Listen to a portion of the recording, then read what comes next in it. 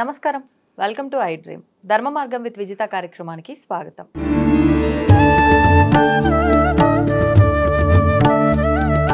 ప్రస్తుతం మనతో పాటు ఉన్నారు వేద పండితులు పవన్ కుమార్ శర్మ గారు. ఇప్పుడు వారితో మాట్లాడి మరిన్ని విషయాలు తెలుసుకుందాం. నమస్కారం అండి. శ్రీ మహాగణాధిపతయే నమః.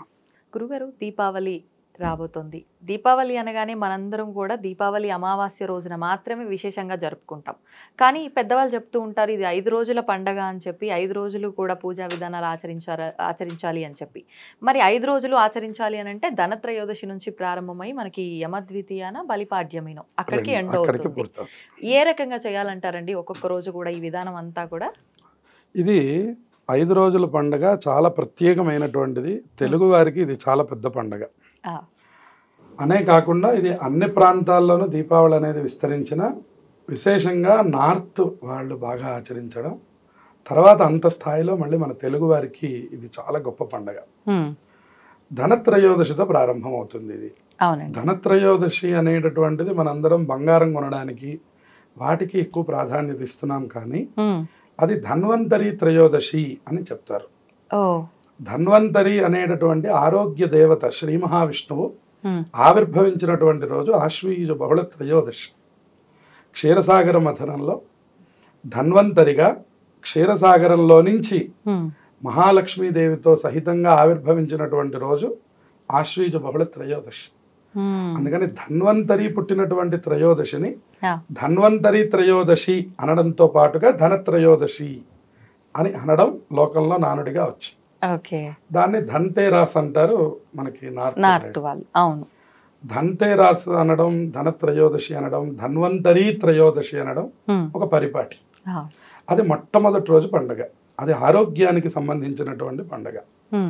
అయితే ఆ రోజు ఏం చేయాలి అని అడిగితే, ధనత్రయోదశి రోజున మొట్టమొదట తలస్నానం చేయడం. ప్రతిరోజు కూడా మంగళహారతి ఇచ్చుకొని తలకి నువ్వుల నూనె అలుదుకొని స్నానం చేస్తే మనకి అలక్ష్మి పరిహారం కలుగుతుంది. తలంటు పోసుకొని నూతనమైన వస్త్రాలు ధరించి ఆ రోజు కూర్చొని ఇంటి పెద్దవాళ్ళందరూ కూడా ముందర ధన్వంతరి పూజ చేయాలి. ఈ ధన్వంతరి పూజ ఎలా చేయాలి అంటే, ఒక రాగి చెంబులో ఉత్తరేణి సంబంధించినటువంటి ఆకులు లేదా కొమ్మలు వేసి ఒక కలశ రూపంలో ఏర్పాటు చేసి ఆ ధన్వంతరి దేవతని పూజ చేయాలి. ధన్వంతరి అంటే విష్ణుమూర్తి. ఆ విష్ణుమూర్తిని గనక పూజించినట్లయితే మనకి సంపూర్ణమైనటువంటి ఆరోగ్యం కలుగుతుంది అని చెప్తారు.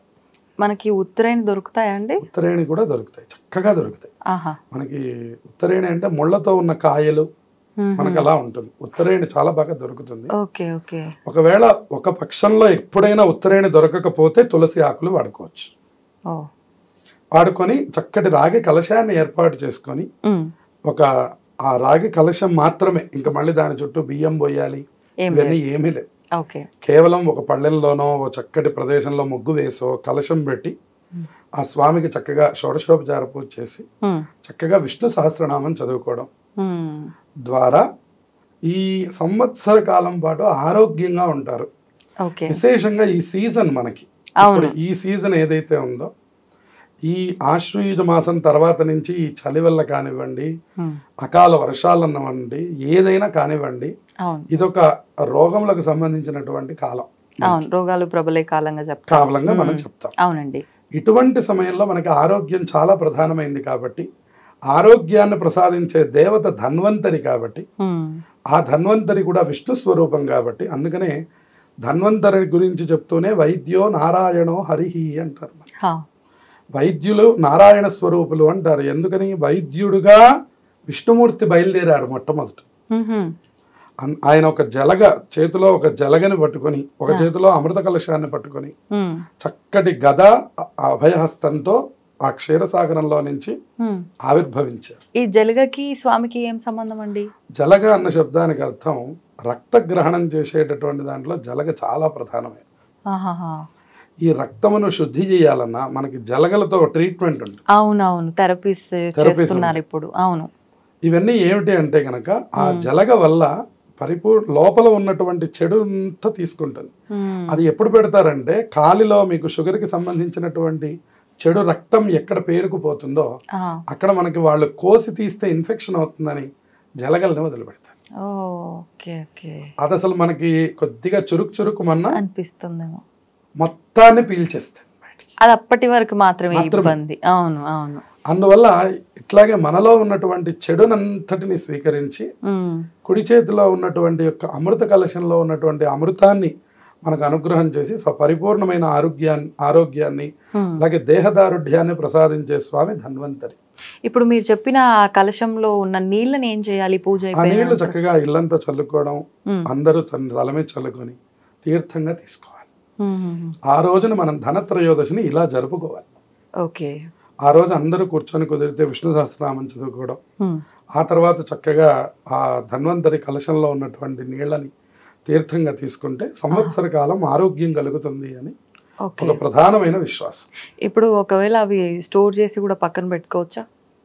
ఇంకా స్టోర్ చేయాల్సిన పని లేదు. ఇంట్లో వాళ్ళు తీసుకుంటే మళ్ళీ వేరే ఇంకా దాన్ని స్టోర్ చేయాల్సిన పని లేదు. ఓకే. ఇప్పుడు కొన్నిసార్లు గంగా జలం అని చెప్పి మనం క్షేత్రాలకు వెళ్ళినప్పుడు తీసుకొచ్చిన నీళ్లు కూడా ఉంటాయి, అలాంటివి కూడా ఉపయోగించవచ్చా ఇక్కడ? అసలు ఇంకా విశేషం అవి. మన దగ్గర దొరికే నీళ్ల కంటే కూడా నదీ జలములు మరింత విశేషం. అవే కలశంలో పోసుకొని చక్కగా వాటన్నిటిని తీర్థంగా తీసుకోవడం, ఇంట్లో చల్లుకోవడం ద్వారా ఆ ఏవైతే దృష్టి దోషములు ఉన్నాయో మనకి చూడండి అన్ని చోట్ల ఇవాళ అది చాలా ప్రధానమైనది, ఎక్కువగా అయిపోయినాయి. రెండవది అనారోగ్య సంబంధమైనటువంటి యొక్క విషయాలు మన ఇళ్లలో చాలా ప్రబలంగా ఉంటాయి. అవన్నీ కూడా తొలగిపోతాయి. ఆ ధన్వంతరి అనుగ్రహాన్ని బాగా పొందే ప్రయత్నాన్ని చేయాలి. దాన్ని మనం ధనత్రయోదశి అనాలి, ధన్వంతరి త్రయోదశి అనాలి. కానీ మనం అంతా డబ్బుకు సంబంధించిన విషయాలే ఆచరిస్తున్నాం. ధనత్రయోదశి అనే అంశాన్ని చూసేసరికి మనకు సహజంగా అది డబ్బు సంబంధమైనది అనే నానుడి లోకంలోకి వెళ్ళిపోయింది. కాబట్టి ఈ పగలు కార్యక్రమం అంతా ఈ విధంగా చక్కగా ఆ ధన్వంతరి పూజ చేసుకోవడం. ఓం నమో భగవతే ధన్వంతరయే మహావిష్ణవే అమృత కలశహస్తాయ నమః అనే నామాన్ని చక్కగా చదువుకుంటే చాలా విశేషమైనటువంటి ఫలితాలు వస్తాయి. ఎవరో ఒకళ్ళు 108 సార్లు ఈ మంత్రాన్ని చదువుకున్నా కూడా ఇంటిల్లిపాదికి ఆ ఫలితం వస్తుంది. ఓం నమో భగవతే ధన్వంతరయే అమృత కలశహస్తాయ మహావిష్ణవే నమః ఈ మంత్రాన్ని బాగా చదువుకుంటే అత్యద్భుతమైనటువంటి ఫలితాలు వస్తాయి, పరిపూర్ణమైన ఆరోగ్యం కలుగుతుంది. ఇక సాయంత్రం వేళలో యమదీపాన్ని పెట్టాలి ఈ రోజునే, ధన్వంతరి రోజు. ఆ యమదీపాన్ని 6:45 అంటే సూర్యాస్తమయం జరగాలి, పూర్తిగా రాత్రి కాకూడదు, సంధ్యకాలంలో పెట్టాలి. పెట్టి అందులో 2 ఒత్తులు వేసి దాన్ని వెలిగించి యముడికి చిత్రగుప్తుడికి నమస్కారం చేయాలి. ఒకటే ప్రమిదలో 2 ఒత్తులు వేసి ఇది ఇంటి గుమ్మం బయట లోపల బయట వైపుగా పెట్టాలి. మెయిన్ డోర్ కి గుమ్మం బయట. ఇండిపెండెంట్ హౌస్ ఉన్నటువంటి వాళ్ళైతే మేడ మీద పెట్టాలి. ఇండిపెండెంట్ గా గనక ఇల్లు కట్టుకున్న వాళ్ళు అదృష్టవంతులు ఉంటే వాళ్ళ వరకే స్వంతంగా ఇల్లు ఉంటుంది కాబట్టి చక్కగా వాళ్ళు పైన మేడ పైన ఓపెన్ ప్లేస్ లో ఆ దీపం పెట్టాలి. ఇవాళ మన కల్చర్ కొంచెం అపార్ట్మెంట్కి దగ్గర కాబట్టి మాకు అలా పైకి వెళ్ళి పెట్టే అవకాశం లేదు, లేదా మాకు అంత సౌకర్యం లేదు అని అనుకున్న వాళ్ళు, అద్దె ఇంట్లో ఉంటున్న వాళ్ళు వాళ్ళ గుమ్మం బయటనే పెట్టేసుకోవచ్చు. ఒక చిన్న ముగ్గు వేసుకొని పద్మం ముగ్గు దాని మీద ఈ దీపాన్ని ఉంచి ఆ దీపం మనకి ఆ 2 ఒత్తులుగా వెలిగేటట్లుగా చేసుకొని యముడికి చిత్రగుప్తుడికి నమస్కారం చేసుకోవాలి. ఇప్పుడు దీపం గుమ్మం సైడ్ కి వెలుగుతున్నట్టు ఉండాలా, ఆపోజిట్ లో ఆపోజిట్ డైరెక్షన్ లో ఉండాలి. ఉంటే మనకి పరిపూర్ణమైనటువంటి యమబాధలు కలగకుండా, అలాగే చిత్రగుప్తుడి యొక్క అనుగ్రహం, యమధర్మరాజు యొక్క అనుగ్రహం కలగడానికి వాళ్ళిద్దరికి నమస్కారం చేసి అప్పుడు లోపలికి వచ్చి సంధ్యాదీపం ఇంట్లో వెలిగించాలి. ఆ తర్వాత ధనత్రయోదశి రోజు చేయవలసిన మొట్టమొదటి పని మన ఇంట్లో ఉన్నటువంటి బంగారమునకు పూజించుకోవాలి. ఇంట్లో ఉన్న బంగారానికి కొంటే మరీ సంతోషం. ఇవాళ కొనే పరిస్థితి కష్టం కాబట్టి కొంటే సంతోషం, ఇవాళ దాటిపోయింది. ఇవాళ కొనమనేటటువంటి విభాగం కూడా ఎక్కడా లేదు, కానీ మనం కొంటూ ఉంటారు. అది నార్త్ సంప్రదాయంలో మనకి బాగా ఉంది. ఎందుకంటే వాళ్ళు దీపావళి నుంచి కొత్త సంవత్సరాన్ని పాటిస్తారు. వ్యాపారస్తులు పాటించినట్టు అంటే వ్యాపారస్తులకి దీపావళి రోజు చేసేటటువంటి పూజ దగ్గర కొత్త పుస్తకాలు పెట్టడం, అక్కడి నుంచి కొత్తగా మళ్ళీ లెక్కలన్నీ కొనసాగించడం, మళ్ళీ దీపావళి వరకు ఆ లెక్కలు అలా ఉంచుకోవడం అనేటటువంటిది మార్వాడీలకి ఎక్కువగా ఈ సంప్రదాయం నడుస్తూ ఉంటుంది. మనకి ఉత్తరాదిన కొంతమంది కేవలం మార్వాడీలు అనే చెప్పక్కర్లేదు, ఉత్తరాది సంప్రదాయంలో కూడా ఉంది ఇది. కాబట్టి ఏంటంటే వాళ్ళు ఏదైనా ఓ బంగారం కొనుక్కోవడం, ఆ కొత్త బంగారపు వస్తువుకి పూజ చేయడాన్ని ధనత్రయోదశి రోజు చేస్తారు. దాన్ని మనం ఇక ప్రపంచం అంతా వ్యాపించి మనం ఇవాళ ఏదో బంగారం కొనాలి, అక్షయ తృతీయలాగా ఇది కూడా ఓ బంగారం కొనే రోజు అని, అట్లా మనకి ఏదో రకరకాలు అయిపోయినాయి. బంగారం కొనడానికి ఒక రోజు ఏమిటి నా మొహం, ఎప్పుడైనా కొనాలి. అంతే అంతే. అమ్మ అనుగ్రహం ఉంటే ఏ రోజైనా కొనొచ్చు. ఇప్పుడు ఆ రోజు బంగారంతో పాటు డబ్బులు కూడా, కొన్ని నాణాలు, డబ్బులు నోట్ల రూపంలో కూడా పూజలో పెడతారు. నిజంగా అలా పెట్టాలంటారా? అంటే పెట్టాలంటే సంపదకి పూజ చేసుకోవడం అది మనకి. అది ధనలక్ష్మి పూజ మనకి దీపావళి అమావాస్య రోజున పరిపాటిగా ఉంది. Okay okay. ధనత్రయోదశి రోజున ఇంతవరకు ఓన్లీ బంగారం వరకు కుదిరితే అంతవరకు పూజ చేసుకోవడం. మరి మరుసటి రోజు అండి నరక చతుర్దశి. నరక చతుర్దశి రోజునే అసలు ప్రధానమైనటువంటి పండగ అని చెప్తూ ఉంటారు. నరక చతుర్దశి రోజునే నరకాసురుణ్ణి అమ్మవారు సంహారం చేశారు. ఆ నరక చతుర్దశి రోజున ఆయన చనిపోవడాన్ని అంతా పండగగా చేసుకోవడం ద్వారానే మనకు అసలు దీపావళి పండగ అనేటటువంటిది వచ్చింది. లోకంలో నరక బాధలు అనేటటువంటివి కలగడం అనేటటువంటిది భూమి అంటే భూదేవికి కలిగినటువంటి సంతానం నరకాసురుడు. సహజంగా పుట్టినటువంటి తల్లి చంపడానికి అవకాశం లేదు కాబట్టి శ్రీకృష్ణుడు మాయారూపంలో తర్వాత జన్మలో ఉన్నటువంటి సత్యభామాదేవి చేత ఆ సంహారాన్ని చేయించారు. ఎందుకంటే ఆవిడ పుట్టంగానే వెళ్ళి ముందు నమస్కారం చేసినంత విష్ణుమూర్తికి, నువ్వు మాత్రం నా కొడుకుని చంపకూడదు అన్నదట. వెంటనే ఆయన తథాస్తు అన్నారు. అంటే ఆయన ఇంకో ప్రణాళిక ఏదో చేస్తారు, ఆ క్షణంలో ఆయన తథాస్తు అన్నట్టు. అందుకని ఆయన అక్కడి దాకా తీసుకొస్తారు కానీ ఆయన చంపలేదు. ఆయన మూర్ఛ వచ్చి వెనకాలకుంటే సత్యభామాదేవి తన చేతులతో తనే చంపుకున్నట్టు అన్నమాట. ఈ మాయ అంతా ఒక ప్రత్యేక కథ. ఇది చాలా గొప్పది. లోకంలో నరక బాధలు లేకుండా ఉండాలి అని శ్రీకృష్ణ పరమాత్మ అందరికీ అనుగ్రహం చేసిన రోజు కాబట్టి ఆ రోజును కూడా మళ్ళీ అభ్యంగన స్నానం చేయడం, ఆ రోజునే అసలు పండగ జరుపుకోమని మనకి శాస్త్రంలో చెప్పబడి ఉంది. ఇవాళ మనం దీపావళి రోజు అంటే అమావాస్య రోజు ఆ పండుగని ఎక్కువగా జరుపుకున్నారు. 5 రోజులు కాస్త ఒక రోజుగా జరుపుకుంటున్నాం. ఇప్పుడు ఈ రోజున నరక చతుర్దశి రోజున ప్రత్యేకంగా మళ్ళీ దీపారాధన ఏమైనా ఎన్ని దీపాలే పెట్టాలి? ధనత్రయోదశి రోజు నుంచి కార్తీక మాసం చివరి వరకు కూడా ఈ దీపాలు అనేటటువంటివి అట్లా కొనసాగుతూనే ఉంటాయి. ఆ రోజు ప్రారంభం. అందులో మొట్టమొదటిది యమదీపం పెట్టేస్తే అప్పుడు సంధ్యాదీపం ప్రారంభం చేస్తే ఆ దీపం మళ్ళీ కార్తీక బహుళ అమావాస్య వరకు ప్రతిరోజు సాయంకాలం పూట దీపారాధన చేసుకోవడం, కార్తీకంలో ఆ దీపాలకు విశేషంగా పూజ చేయడం అనేటువంటిది మనకి కొనసాగుతూ ఉంటుంది. అందుకని ధనత్రయోదశి, నరక చతుర్దశి, ఇక అమావాస్య రోజున హారతులు అని మనకి పొద్దున్నే మంగళహారతి ఇస్తారు.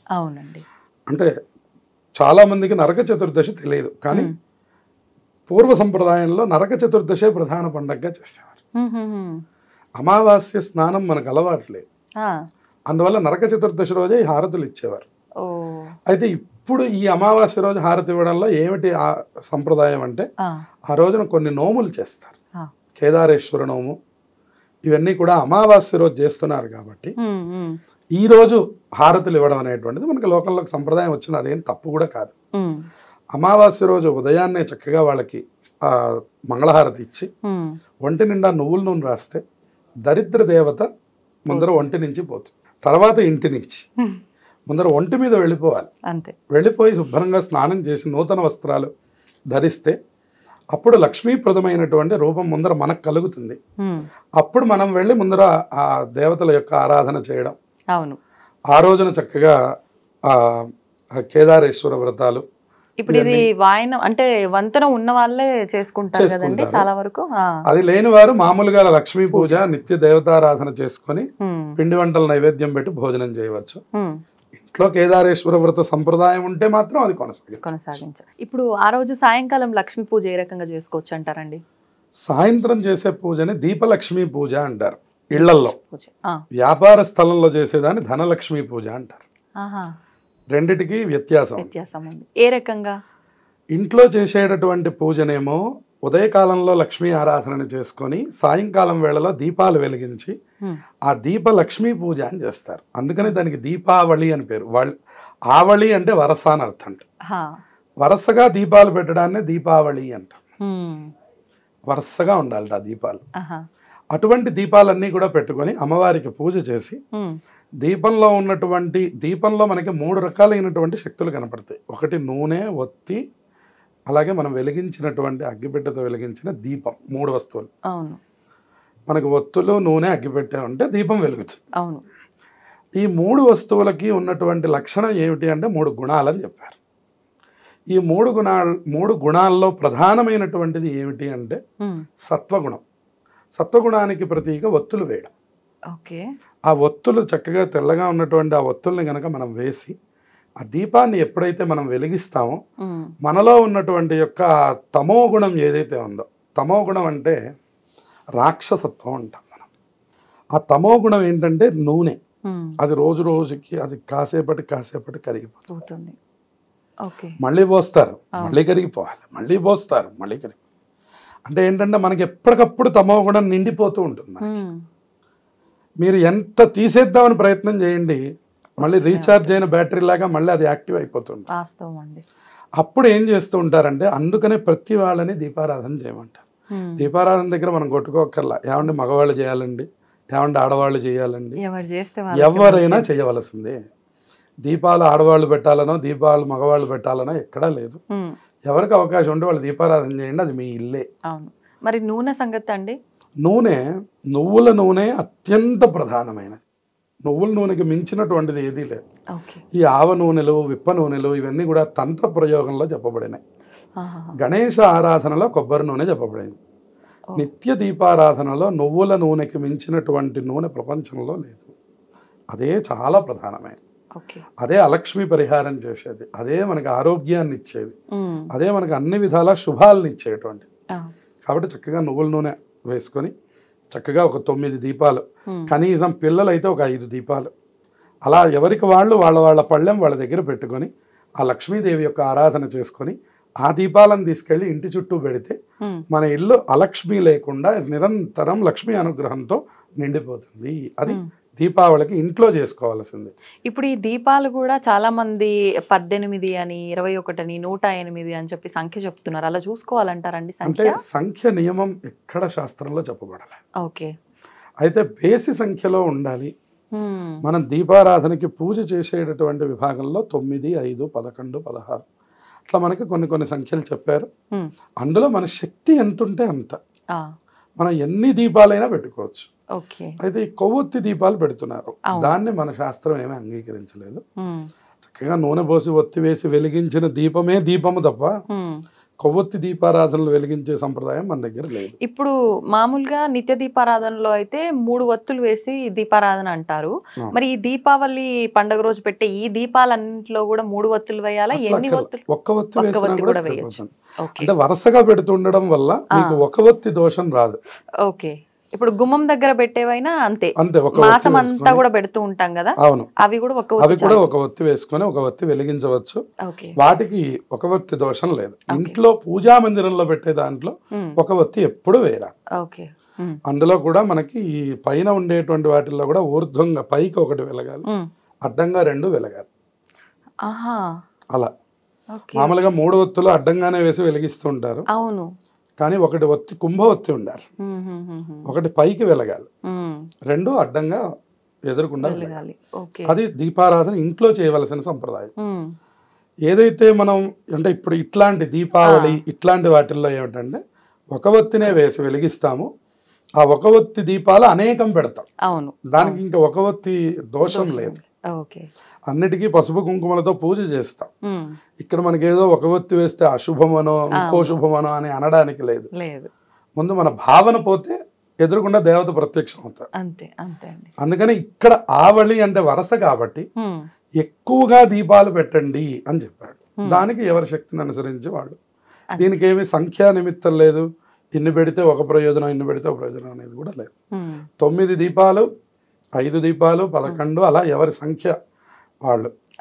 ఇంకోటి ఏమిటంటే దీపాలు వెలిగించడం అనేటువంటిది చాలా ముఖ్యమైనది కాబట్టి ఆ రోజున అందరూ ఇంటిల్లిపాది వెలిగించాలి. ఇది కేవలం ఆడవాళ్ళు వెలిగించడం అనో మగవాళ్ళు రిలాక్స్ అవ్వడం కాకుండా అందరూ పూజ చేయాలి. అందరూ దీపాలు వెలిగించి వాళ్ళ పళ్ళెం ఒక్కొక్కళ్ళు ఒక్కొక్క పళ్ళెంలో సెట్ చేసుకొని ఆ పళ్ళెంలో దీపలక్ష్మి పూజ చేసి అది తీసుకెళ్లి చక్కగా బయట పెట్టుకోవాలి. అంటే ముందుగా పళ్ళెంలో అన్ని పేర్చుకొని పూజ పేర్చుకోవాలి, చేసి పూజ చెయ్యాలి. ఏమని అంటే మంత్రం దీపలక్ష్మి దేవతాయే నమః అని పూజ చేసుకోవచ్చు. ఓకే లక్ష్మీ అష్టోత్తరం చదువుకోవచ్చు, అష్టలక్ష్మి స్తోత్రం చదువుకోవచ్చు, ఓకే మహాలక్ష్మి అష్టకం చదువుకోవచ్చు. ఏదైనప్పటికీ మహాలక్ష్మి నమోస్తుతే మనకి స్తోత్రం ఉంది. ఇవన్నీ కూడా చదువుకొని ఆ దీపలక్ష్మి దేవతకి పసుపు కుంకుమ అక్షతలు పూలు సమర్పించి అప్పుడు తీసుకెళ్లి బయట పెట్టాలి. తప్పించి ఉట్టి డైరెక్ట్ గా ప్రమిద వెలిగించి తీసుకెళ్లి అక్కడ పెట్టకూడదు. అది దీపలక్ష్మి పూజ జరగాలి. ఆ తర్వాత మనం వాటిని బయట ఉంచుతాం. అప్పుడు మనకి అలక్ష్మి పరిహారం జరిగి కార్తీక నుంచి మహాలక్ష్మి అమ్మవారు వస్తారు. ఇప్పుడు కొన్నిసార్లు లక్ష్మీ అమ్మవారికి కూడా బిల్వ పత్రాలతో ఆరాధన చెయ్యాలి అని అంటూ ఉంటారు. మరి విశేషంగా ఈ రోజు అలా ఏమైనా చేయాల్సి ఉంటుందంటారా? ఇవాళ ప్రత్యేకంగా ఏం చెప్పబడలేదు. మనకి కార్తీక మాసంలో వచ్చేటటువంటి పంచమి అత్యంత శక్తివంతమైనది. మనకి తిరుచానూరు బ్రహ్మోత్సవాలు ప్రారంభమవుతాయి. లక్ష్మీ అమ్మవారు ఆవిర్భవించినటువంటి రోజు అని చెప్తుంటారు. అందుకని కార్తీక శుద్ధ పంచమి అమ్మవారికి చాలా ప్రీతికరం. ఆ రోజున మనం లక్ష్మీ పూజ అది బాగా చేసుకోవచ్చు. ఇవాళ బిల్వాలతో అర్చించడం వల్ల కూడా ఏమీ ఇబ్బంది లేదు, చక్కగా బిల్వారాధన చేసుకోవచ్చు. శ్రీ సూక్తంలో కూడా వనస్పతిస్తవ వృక్షోధ బిల్వహ అని ఉంటుంది. అంటే ఆ వనస్పతిలో వృక్షాలన్నిట్లో కూడా ఆ బిల్వ వృక్షం అత్యంత శక్తివంతమైనది. ఎక్కడ బిల్వ వృక్షం ఉంటుందో అక్కడ లక్ష్మీదేవి నేను అక్కడే ఉంటాను అని చెప్పిందాడు. అశ్వపూర్వాం రథమధ్యాం హస్తినాథ ప్రబోధినీం అని చెప్పారు. ఎక్కడెక్కడ ఉంటావమ్మా అని అడిగితే అశ్వములకు ముందు వైపున. అందుకనే పెళ్లి కొడుకుని ఇదివరకు గుర్రం ఎక్కించే సంప్రదాయం ఉండేది. మార్వాడీస్ ఇప్పటికి కూడా ఎక్కిస్తారు. ఎందుకని వారికి ఆ రోజు నుంచి లక్ష్మి నియంత్రణ చేసేటటువంటి అధికారం వస్తుంది వాడికి. అట్లాగే ఏనుగు ఎక్కిచ్చే సంప్రదాయం ఉంది కొన్ని చోట్ల. వరుణ్ణి ఏనుగు ఎక్కించి తీసుకొస్తారు. ఏనుగు హస్తినాదం అంటే ఏనుగు యొక్క ఘీంకారం ఎక్కడ వినపడితే మీరు చూడండి, కంచి పీఠంలో శృంగేరి పీఠంలో ఇప్పటికీ కూడా తిరుమలలో ప్రతిరోజు సాయంకాలం 5:30కి దీపాలంకరణ సేవ దగ్గర 2 ఏనుగులు వచ్చి అక్కడ ఉంటాయి. ఏనుగులు ఉన్నాయంటే లక్ష్మీదేవి ఉందని అర్థం. అందుకని మనం కూడా వరలక్ష్మి పూజ చేస్తే అటు ఇటు 2 ఏనుగులు పెడుతూ ఉంటారు. ఇప్పుడు రేపు లక్ష్మీ పూజకు కూడా 2 ఏనుగుల్ని పెడుతూ ఉంటారు. పెట్టొచ్చా అండి? అంటే విగ్రహ రూపంలో తీసుకొచ్చి చక్కగా పెట్టుకొని అమ్మవారికి పూజ చేయొచ్చు. అట్లాగే బిల్వ వృక్షం కూడా అమ్మవారికి సంబంధించింది కాబట్టి బిల్వంతో పూజ చేయవచ్చు, ఎర్రటి పుష్పాలతో పూజ చేయవచ్చు, చక్కగా ఆరాధన చేసుకోవాలి. ఇక వ్యాపారస్తులకు వచ్చేసరికి ధనలక్ష్మి పూజ అని చేస్తారు. ఆ రోజున వాళ్ళు ఏదైతే సంవత్సర కాలం అంతా చేస్తున్నటువంటి అకౌంట్స్ ఉన్నాయో, వాటి తాలూకు పుస్తకాలు ఉన్నాయో అవన్నీ తీసుకొచ్చి ఆ స్వామివారి దగ్గర పెట్టి అమ్మవారి దగ్గర పెట్టి చక్కగా అక్కడ పూజ చేసుకోవడం, అక్కడే ఆ విధానాన్ని నడిపించడం. ఆ రోజున మళ్ళీ కొత్త బుక్ తీసుకొని శ్రీకారం చుట్టి ఏదైనా ఒక విభాగాన్ని దాంట్లో ప్రారంభం చేయడం, ఇవన్నీ కూడా వ్యాపారస్తులకి సూచించేటటువంటి అంశాలు. ఆ వాళ్ళు కనుక ఆరాధన చేస్తే ధనలక్ష్మి అనుగ్రహం కలుగుతుంది. వాళ్ళకు కూడా సంవత్సరం అంతా కూడా అత్యంత శుభాలు కలిగేటటువంటి అవకాశం ఉంది. ఇప్పుడు ప్రత్యేకించి దీపావళి అనగానే ప్రతి ఒక్కరు కూడా ఇంట్లో అయినా షాపుల్లో అయినా గుమ్మడికాయలు విశేషంగా తెచ్చి పెట్టుకుంటూ ఉంటారు. నిమ్మకాయలు, పచ్చిమిర్చి అన్ని గుచ్చి దర్వాజాలకు కట్టడము, ఇట్లా రకరకాల. అది చెయ్యాల్సింది దీపావళి అమావాస్య రోజా లేదంటే ముందు రోజా? ఏ రోజున? బలిపాడ్యమి రోజా? ఏ రోజునండి? అమావాస్య రోజు. అమావాస్య రోజున ఈ గుమ్మడికాయకి అత్యంత శక్తి ఉంటుంది. అది ఎక్కడ ఉండనివ్వండి కాక. విశేషించి తెల్ల గుమ్మడికాయకి మరింత శక్తి ఏర్పడుతుంది. ఆ తెల్ల గుమ్మడికాయని కనుక అమావాస్య రోజు, కేవలం దీపావళి అమావాస్య కాదు, ప్రతి అమావాస్యకి తెల్ల గుమ్మడికాయకి ఒక ప్రత్యేక శక్తి ఏర్పడుతుంది. దాన్ని కూష్మాండ దేవత అంటారు. అందుకని ఆ శక్తి అమావాస్య రోజు ఏర్పడుతుంది కాబట్టి ఇంటి ముందర కూడా గుమ్మడికాయలు కొట్టుకోవడం, వ్యాపారం ముందర కూడా గుమ్మడికాయలు కొట్టడం, కొత్త గుమ్మడికాయని తప్పకుండా కట్టడం, ఈ సంప్రదాయం అనేటటువంటిది మనకి వచ్చిందనమాట. కాబట్టి ఇది అమావాస్య రోజు, అంటే ఏ రోజు దీపావళి అయితే ఆ రోజే ఈ పనంతా కూడా చేయాలి. దీపావళి అమావాస్య అత్యంత ముఖ్యమైనది. మరి ఈసారి మనకి 2 రోజులుగా ఉంది కదా, అంటే సోమవారం మంగళవారంగా, ఏ రోజున ఈ విధానం ఆచరించాలి మనం? సోమవారం రోజున ఆచరించాలి. సోమవారమే. ఇప్పుడు లక్ష్మీ పూజ చేయడం ఇదంతా కూడా సోమవారం చేయాలి. నోములన్నీ కూడా మంగళవారానికి ఉన్నాయి. ఉదయం సమయంలో మంగళవారం రోజున ఉన్నాయి. దీపావళి పూజ మనం అంతా రాత్రి వేళలో చేసి జరుపుకునేటటువంటిది కాబట్టి తర్వాత రోజు సాయంత్రం 4 గంటలకే వెళ్ళిపోతుంది అమావాస్య. మళ్ళీ మనకి రాత్రి వేళలో అవకాశం లేదు కాబట్టి ఓకే. దీపలక్ష్మి పూజ అన్ని కూడా ముందు రోజు జరుపుకోవాలి. కేదారేశ్వర నోములు అలాగే ఇవన్నీ ఎవరైతే ఆచరిస్తున్నారో వాళ్ళు మాత్రం మంగళవారం రోజున ఆచరించాలి. ఒకవేళ కొత్తగా ఈసారి నోములు అంటే మేము పట్టుకుంటున్నాం అనుకునే వాళ్ళు ఈసారి మొదలు పెట్టుకోవచ్చు అంటారా? మరి ఈసారి కొద్దిగా అవకాశం లేదు. ఇలా భిన్న తిథి రాకూడదు, పరిపూర్ణంగా తిథి ఉండాలి. అలాగే స్వాతి నక్షత్రం పూర్తిగా ఉండాలి. అటువంటి సమయాల్లోనే పట్టుకోవాలి. ఈసారి అది పూర్తిగా లేదు, ఆ నక్షత్రం కూడా బాగా కలవట్లేదు కాబట్టి ఈసారి మంగళవారం రావడం వల్ల కూడా కొత్త వాళ్ళకి కొద్దిగా ఈసారి అవకాశం లేదనే చెప్పాలి. కాబట్టి కొత్తగా పట్టుకునేటటువంటి వాళ్ళకి పూర్తిగా తిథి ఉన్న రోజే పట్టుకోవాలి. ఓకే. మరి మరుసటి రోజు ఏ విధంగా అండి పూజా విధానం? ఇక ఆ రోజు నుంచి మనకి కార్తీక మాసం ప్రారంభం అవుతున్నది కాబట్టి ఇక ఉదయాన్నే తల స్నానాలు, తెల్లవారుజామున కార్తీక స్నానాలు ప్రారంభం అవుతాయి మొదలు. తర్వాత కార్తీక ఆరాధనలు, ఏదో ఎవరు ఏది సంకల్పం చేస్తే అలా. కొంతమంది ఆ పంచాక్షరి జపం చేసుకోవడం, లేదా రోజు శివుడికి అభిషేకం చేసుకోవడం, ఏదో ఎవరి అనుష్ఠానం అంటే ఎవరికి ఎట్లా తోస్తే అలా భగవంతుడిని సేవించడం ప్రారంభించే రోజు కాబట్టి అది అలా ముందుకు తీసుకెళ్ళి ఆ రోజు సాయంకాలం నుంచి ఆ ఆకాశ దీపం అని ప్రతి వాళ్ళ ఇళ్లలోనూ ప్రతిరోజు కూడా సాయంకాలం దీపం చాలా ముఖ్యమైనది. ఉదయం తెల్లవారుజామున లేచి పెడితే అది ఒక గొప్ప విశేషం. ఒకవేళ అది లేకపోతే కనీసం సాయంత్రం అన్నా ఇంత దీపం పెడితే మనం అనుకున్నట్టు ఆ తమో గుణం అంతా బాగా తగ్గి మనకి పరిపూర్ణమైన సత్వగుణం అలవడుతుంది. సత్వగుణాలు లేకనే ఇవాళ మనకి ఇవన్నీ కూడా ఏర్పడుతూ ఉన్నాయి. అందరిలో ముందర సత్వగుణం నిండాలి అంటే కార్తీక దీపాలు విపులంగా వెలగాలి, అందరూ వెలిగించాలి. ముందర ప్రత్యేకంగా వెలిగించినట్లయితే జరుగుతుంది. ఆ తర్వాత ఇది బలిపాడ్యమి అని ఎందుకన్నారు అంటే బలిచక్రవర్తిని మహావిష్ణువు అనుగ్రహించినటువంటి రోజు ఈ బలిపాడ్యం. ఆయన అనేకమైనటువంటి దాన ధర్మములు చేసినటువంటి తర్వాత బలిచక్రవర్తిని ఆయన్ని చిరంజీవుల్లో చేర్చారు స్వామి. సప్త చిరంజీవుల్లో బలి ఒకరు. అశ్వత్థామ బలిర్వ్యాసో హనుమాంశ్చ విభీషణ కృప పరశురామశ్చ సప్తైతే స్థిర జీవన అన్న. అందుకని ఆయన బలిచక్రవర్తి కూడా చిరంజీవి ఆయన.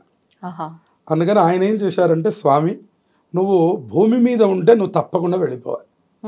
చూడండి, మీకు భూమి మీద స్థిరమైనటువంటి జీవనం ఎవరికీ ఉండదు, మనిషికి ఉండదు, వస్తువుకి ఉండదు. ఇది స్థిరంగా జీవనం ఉంది అనడానికి ఈ భూలోకంలో ఎవరికి అవకాశం లేదు. భూమి కంటే పైకన్నా ఉండాలి, భూమి కంటే కింద కన్నా ఉండాలి, వాడికి అప్పుడు స్థిర జీవనం ఉంటుంది.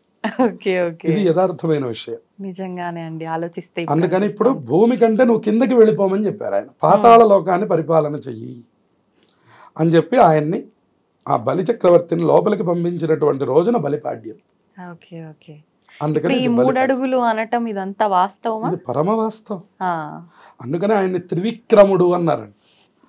త్రివిక్రమ అంటున్నాం కదా మనం. త్రివిక్రములు అంటే ఏమిటి అర్థం అంటే 3 పాదములను 3 చోట్ల పెట్టగలిగిన వాడని అర్థం. 3 రకములుగా భూమిని ఆక్రమించిన వాడని అర్థం. మన వైపున ఎక్కడ దేవాలయం లేదు, కానీ మీరు కాంచీపురం వెళ్ళినప్పుడు ఆ దర్శనం చేయవచ్చు. 11 అడుగుల స్వామి విగ్రహం. భూమి, ఆకాశం, బలి ముగ్గురు మీద పాదాలు ఉన్నటువంటి 11 అడుగుల విగ్రహాన్ని కాంచీపురంలో మీరు చూడవచ్చు. అత్యద్భుత దర్శనం కాంచీపురంలో ఉన్నది మనకి. కాబట్టి ఆయన త్రివిక్రమ స్వామి అని పిలుస్తారు. ఒకవేళ వెళ్ళాలనుకున్న వాళ్ళు ఆ రోజున దర్శనం చేసుకోవడం ఉత్తమమైన దర్శనం. కాబట్టి ఆ బలిపాడ్యమికి ఆ పేరు అందుకని వచ్చింది. ఇక తర్వాత రోజున యమద్వితీయ. నేనేమంటానంటే యమద్వితీయని తెలుగు రాఖీ అంటాను. అంతేనా? ఎందుకని అంటే మనకి రాఖీ సంప్రదాయం మన దగ్గర లేదు. మీరు మీ అమ్మమ్మ గారినో మీ పై వాళ్ళని అడిగితే నువ్వు ఎప్పుడైనా రాఖీ కట్టించుకున్నావు అంటే రాఖీ అంటే ఏమిటని అడుగుతారు వాళ్ళు. యథార్థం. ఎందుకంటే వాళ్ళకి లేదు, వాళ్ళకి తెలియదు. ఇవాళ మనం నార్త్ అనేకం తెచ్చుకున్నాం, అందులో రాఖీ ఒకటి. మరి తెలుగు వాళ్ళు ఏం చేసేవాళ్ళండి, వాళ్ళకే తోబుట్టులతో సంబంధం లేదా అంటే ఇదిగో ఇది ఈ యమద్వితీయ తోబుట్టువులకి సంబంధం. ఏంటండి? అక్క చెల్లెళ్ళు వండి పెట్టినటువంటి యొక్క వంటలు తినడం, వాళ్ళకి ఏదైనా కానుకలు సమర్పించడం, మనకంటే చిన్నవాళ్ళైతే ఆశీర్వచనం చేయడం, మనకంటే పెద్దవాళ్ళైతే మనం దండం పెట్టి మనం ఆశీర్వచనం తీసుకోవడం, ఇవన్నీ చెయ్యమని చెప్పింది ఆ యమద్వితీయ. యమద్వితీయ అత్యంత గొప్పదైనటువంటిది. సాక్షాత్తు యమధర్మరాజు గారు తన చెల్లెలైనటువంటి యమునని అనుగ్రహించినటువంటి రోజు. యమునా నది యముడు ఇద్దరు కూడా సొంత అన్న చెల్లెళ్ళు, సూర్య భగవానుడి యొక్క సంతానం. సూర్య భగవానుడు అలాగే సంధ్యాదేవికి జన్మించినటువంటి సంతానంలో ఛాయాదేవికి వీళ్ళిద్దరూ కూడా సంతానం. యముడు, యమునాదేవి, శని భగవానుడు, వీళ్ళ ముగ్గురు ఛాయాదేవి యొక్క సంతానం. అయితే ఈ శని, యముడు, యమునాదేవి ముగ్గురు అట్లా అన్నమాట ఒక వరుసలో. అయితే ఇక్కడ యమునాదేవి ఎప్పుడు కూడా అన్నదమ్ములు ఇద్దరు కూడా చాలా బిజీగా ఉంటున్నారు మనలాగానే, నా దగ్గరికి ఎప్పుడూ రావడం లేదు అని ఆవిడ చాలా బాధపడుతుంటే యమధర్మరాజు గారు వచ్చి ఆతిథ్యాన్ని స్వీకరించి, ఆ ఆతిథ్యం స్వీకరించి ఆవిడ ప్రేమకి పొంగిపోయి ఆ వరాన్ని యమునకు అనుగ్రహం చేస్తారు ఆ రోజున.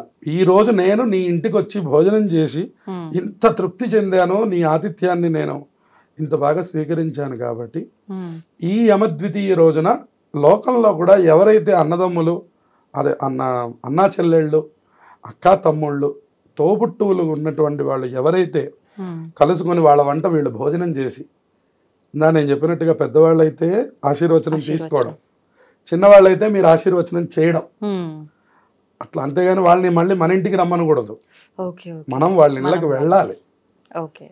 వెళ్ళి చక్కగా వాళ్ళతో వాళ్ళు వండినటువంటి అన్నాన్ని స్వీకరించి వాళ్ళని తృప్తిపరిచి వాళ్ళకి ఇవ్వవలసిన కానుకలు, ఆశీర్వచనాలు అన్నీ ఆ రోజున మనం చేయాలి.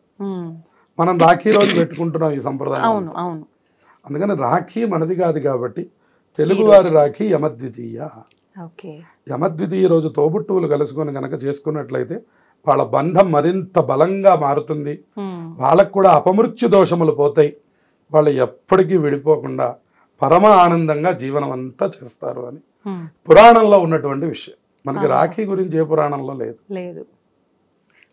రాఖీ రోజు రాఖీ కట్టండి మీకు మహా పుణ్యం జరుగుతుందని పురాణంలో లేదు. పురాణంలో లేని మాటలు మనం చెప్పుకోకూడదు, పాటించాల్సిన అవసరం కూడా లేదు.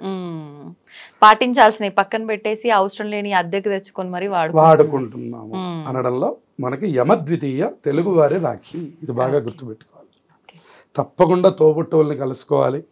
కార్తీక మాసంలో 2వ రోజు మనకి యమద్వితీయ అంటే గుర్తుండకపోవచ్చు, అందుకని కార్తీక మాసంలో వచ్చే 2వ రోజు యమద్వితీయ ప్రతిసారి అలాగే వస్తుంది. అంటే మనకి ఈసారి గురువారమా అండి? గురువారం వచ్చింది. బుధవారం కార్తీక మాసం ప్రారంభం, గురువారం రోజున ఈ యమద్వితీయ వస్తున్నది. తప్పకుండా అందరూ కూడా దీన్ని చక్కగా సద్వినియోగం చేసుకొని ఆ తోబుట్టువుల యొక్క పరస్పర ప్రేమానుబంధాలు ఇంకా బాగా పెంచుకొని ఇంకా మరింత ఆనందంగా ఉండాలి. ఇవాళ ఎవరికి వాళ్ళు అయిపోవడం, ఎవరి ప్రొఫెషన్లో వాళ్ళు బిజీలుగా ఉండడం, ఇవన్నీ కూడా లోకంలో జరుగుతున్నాయి. మనకున్నటువంటి పురాణాలు చెప్పినటువంటివి, దేవతలు ఆచరించినవి, పెద్దలు చెప్పినటువంటి వాటిని మనం విస్మరించకుండా వీటిని మనం బాగా వృద్ధి చేసుకొని మనం ఆచరించాలి, మన పిల్లలకి ఇవ్వాలి. ఇదే మన సనాతన సంప్రదాయం. కాబట్టి దీన్ని మనం ఆచరించాలి, తదుపరి తరాలకు కూడా మనం చెప్పాలి. కార్తీక మాసం వస్తే దేవుళ్ళకి పండగ కాదు, మనకి ముందర పండగ. మనం కార్తీక మాసం ప్రారంభించగానే ముందర తోబుట్టువుల్ని కలుసుకోవడం, వాళ్ళతో ఆనందాలు పంచుకోవడం, వాళ్ళతో మన ఆనందాలు పంచుకోవడం. ఇంటి ఆడపిల్లలు ఎంత సంతోషంగా ఉంటే అంత లక్ష్మీప్రదం. మనం దీపావళి పూజలు చేయడం అంతా ఒక ఎత్తు అయితే, ఇంటి ఆడపిల్లలు సంతోషంగా ఉండడం అదొక పెద్ద ఎత్తు.